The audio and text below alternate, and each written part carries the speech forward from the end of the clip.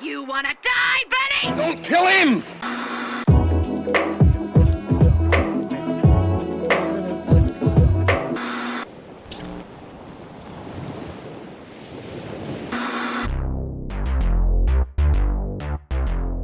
Season's tidings, you filthy animals. This video was planned for Halloween, but now we're ahead of the game. Instead of failures, Black Lagoon.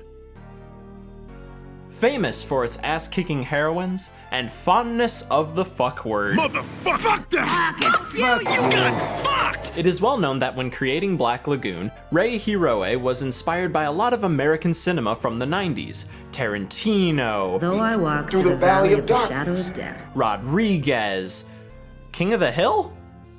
Okay. Some of these inspirations are easily recognizable, references to American history or pop culture, or just doing T2 with a gun made, which is like the most Japanese thing I've ever heard of. But what's the deal with the title? Knowing Hiroe's influences, is there any meaningful connection to the American horror movie classic from 1954, Creature from the Black Lagoon, and its subsequent sequels? Well, this painfully long holiday season, you have sat beneath my tree, and Santa is bringing a sack full of speculation and the connection between these two lagoons.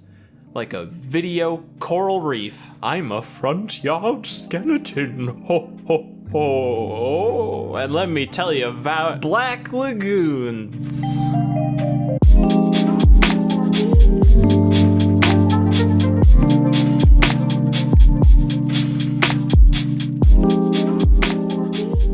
So is this series a Mad Max to Fist of the North Star scenario, or a Django to Django Unchained? The answer, I think, is neither. If Hiroe has claimed in any public statement or interview that the series name came from the Creature trilogy, I was not able to find it. Considering Hiroe's interest in foreign media, it is not an unlikely source of inspiration.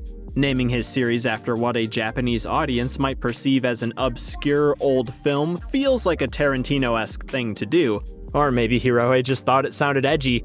Best as I can tell, this name is nothing more than a big ol' coincidence. But fuck that! As Roland Barthes once said, the author is on hiatus. I don't know what he's got to smile about.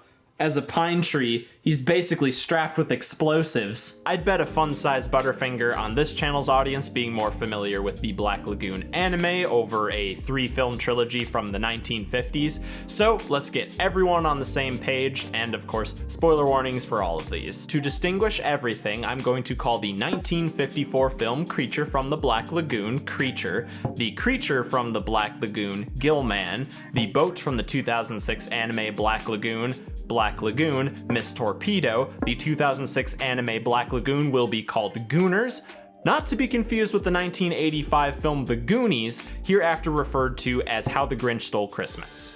Creature. A group of scientists are on an expedition to the Amazon to find the Gillman.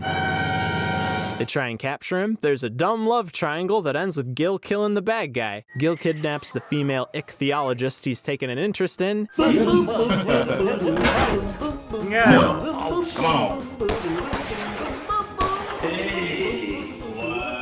You'll never know. Psyche's fine. Fun sidebar. Did you know that cacophony of dying elephants you just heard is the Creature's theme? It plays nearly every time he's on screen. Over 130 times in the first film alone. I'm getting hearing aids for Christmas. Revenge of the Creature. The Gillman survived. Whoa! Though he's a different color above water now, so for all we know, this is his brother Guillermo. Gil Star is captured and taken to an aquarium in Florida. There's a dumb love triangle that ends with Gil killing the bad guy. Gil dips out of that joint. This happens. He kidnaps the female ichthyologist he's fighting a fight and is gunned down, falling into the abyss. I'm not being cute with editing. They really did reuse the last shot from the first film, which really just sums that sequel up. The creature walks among us. Best of the trilogy. God is my witness. I will fight you. Hello. What do I do? Hi, what do you say? Happy Halloween. Happy Halloween. Whoa. There you go. Look like you're ready to fly. Yeah. Yeah? Well, a Merry Christmas to you. It's not Christmas. An unstable doctor wants to make the Gillman, apparent expert at removing bullets from his own body, into a landimal. We can make the giant step and bring a new species into existence. No. They invite Gil to a riverside barbecue and accidentally roast away the outer layer of his body to reveal human-like skin. The fire burned away the outer scale. There's a structure of human skin underneath it. And apparently a second layer of eyes. There's a Dumb Love Square. Now that's a sequel. This happens. The lung man escapes into a forest that wasn't there in the previous shot and then walks his Frankenstein ass to the ocean. Keep that in your fridge, we're gonna come back to it. The Creature Trilogy was produced by Universal International. Gooners was produced by multimedia production company Genion, which a couple years back merged into what is now called NBC Universal Japan. This begs the question, will we see Revy in the Dark Universe? Will we see the Dark Universe? Constance Wu, Scarlett Johansson, Emily Blunt, Salma Hayek, Mickey Rooney. Joking aside, it was this idea of monsters that stuck in my head when watching these two properties. This Christmas, the real monster is humanity.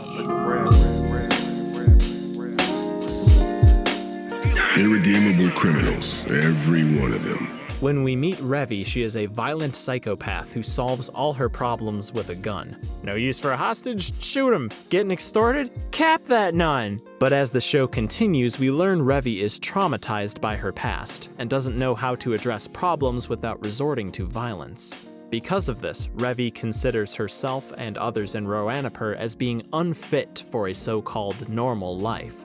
These are Hiroe's monsters, the people who live violently to survive in a society that has twisted them. I don't use the term monster lightly. Many characters are associated with creatures of the spooky variety.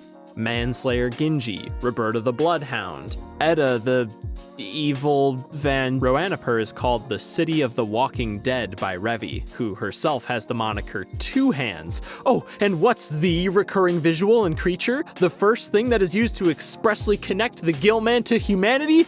It's his hands! Coincidence? One way Gooners explores this idea of monsters is by establishing two worlds. There is the light of so-called normal life, embodied by places like Rocks, Japan, and the darkness of organized crime as represented by Roanapur and the various mobs.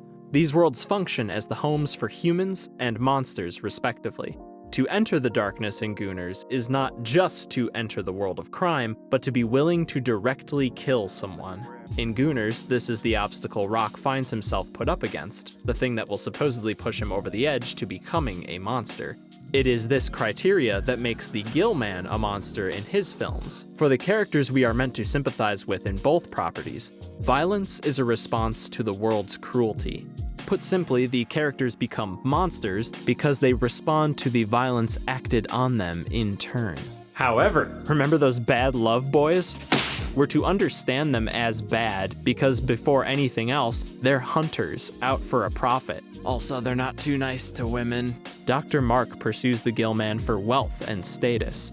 Joe, the shark whisperer, expresses little interest in the Gillman's intelligence, calling his capture of the Gillman just a job. There isn't a fish alive I can't handle.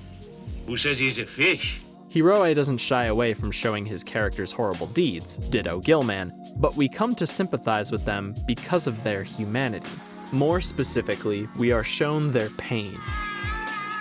For our monsters, this pain manifests first in a life they long for but are outside of. Roberta fights for the Lovelace family because they give her a home. Hotel Moscow starts gang wars to recapture the sense of a worthy conflict they lost when their state discharged them. And of course there is Rock. In the Sonic the Hedgehog Gangsta's Paradise arc, Yukio says that Rock is in the twilight, unable to let go of his past life. The Gillman is portrayed as something without a place in the world. He is alternatively called an animal, a man, a demon, Devil. an evolutionary dead end, the bridge between aquatic and terrestrial life. In The Creature Walks Among Us, Gil wakes up after surgery and runs into Grant harassing Mrs. Barton. You think, okay, here we go again, you old creeper. But he ignores her. Defying what we have understood as the Gillman's desire of the past films, he goes for the water, unaware his gills are gone and he'll drown. For the rest of the film, we see Gil gazing at distant bodies of water. We understand his home has been taken from him. The creature has escaped captivity and fled into Northern California. Bullet-ridden, stumbling, he's arrived at the coast, the point between land and sea. We're given this beautiful shot of the creature looking upon the world it was plundered from, to which it cannot return. Nonetheless, the creature staggers forward. We fade out, and then in to the bubbling depths. Except the music ruins it! When he's walking to the beach, the music is building with this uncertainty, and then ba-ba-ba! Why do they play the obnoxious creature theme again? This is a sympathetic moment. It's like they're trying to imply he's going to strangle the ocean. When I look at this scene, I'm reminded of where we leave Rock at the, for now, conclusion of the series, caught between his desire to do good and to take up violence to engineer his desires. It isn't a one-to-one comparison, but shared visual language is used to portray placelessness and longing. The Gillman is humanized by having his fins kicked in. Got him! He's always being captured for scientific study, drugged and spear-gunned. The first film hints that the Black Lagoon is a place people don't return from. Evidence of past expeditions is not seen, but we could imply that any other humans who entered tried to kill or capture the Gillman, and this has resulted in how he treats humans. Gil's women napping and this. Sorry, I just wanted to see that again. Those actions are framed as wrong by the films, but they hold a mirror to the actions of humans. These characters are taking part in a cycle that perpetually deforms and destroys people. This is why I love The Creature Walks Among Us, like, way more than it deserves, probably. It explicitly acknowledges this cycle through Rex Reason's Dr. Handsome. Wait, what was his actual name? I didn't write it down. Sex Season describes the responsibilities humans have to the Gillman and each other. But we can bring out the best or worst in any living thing. Environment does that. If he can't see things the way they are instead of the way he thinks they are, he lives in terrible fear. He's only an animal. The same holds true for man. If man or animal becomes too terrified to think, he resorts to violence. I think we better discover what brings out the best in humankind and what brings out the worst. He's great. I want his hugs. One of Creature's most iconic moments is the lengthy sequence where the Gillman observes the character Kay swimming in the lagoon.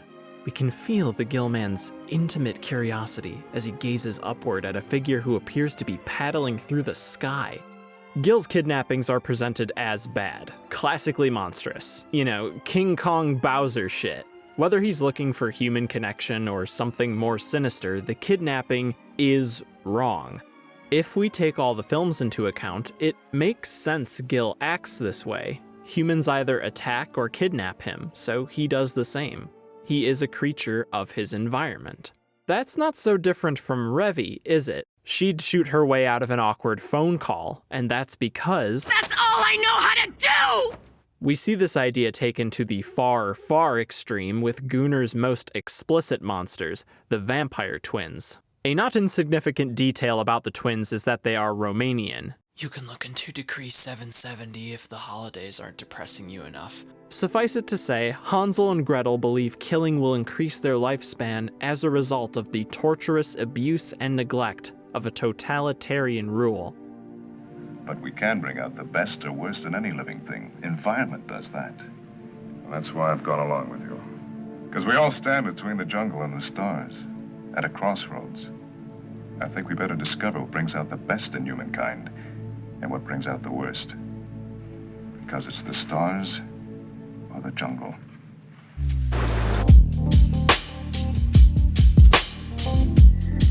Will someone tell me why I have to suffer like this? Something that I'm fascinated by is in the denouement to Gunner's first story arc.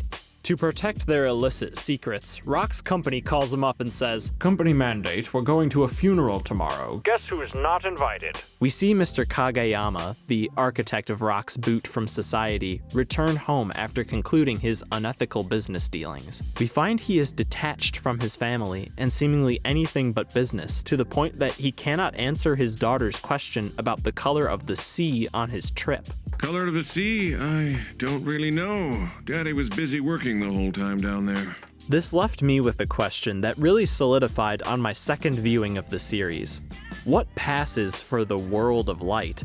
From what we see, there are cops who ignore the suffering of people and look the other way at crimes. The American military accepts collateral damage in their assassination attempts, and a corporation trading in nuclear arms will expend their own employees to keep their secrets. The so-called light as presented in Gunners shows us the people in power are corrupt, and those who aren't are whimsically innocent of that fact, filled with romanticism about the world. The Creature Trilogy presents us with humans living the romantic existence of the light.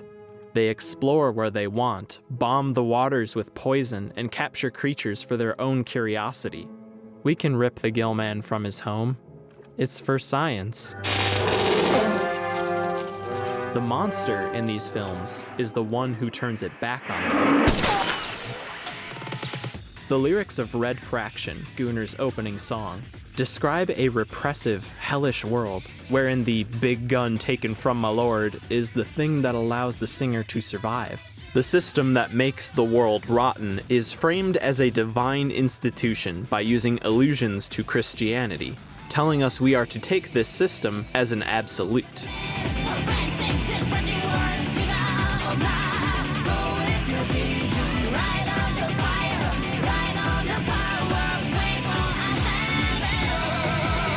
The song's intentions are clear. When being crushed by society, force can become the only choice to survive.